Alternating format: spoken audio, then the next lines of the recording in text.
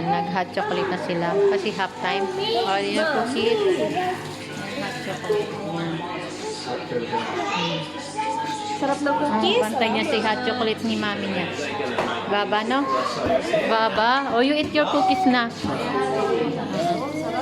Ay, yung dalawa nandun.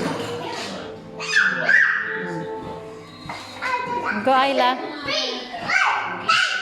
Sige, happy lang sila. Sige. Perfect ang ano. Ayan sa inyo. Yung saraan mo. Bigyan mo ng cookies si Arlo.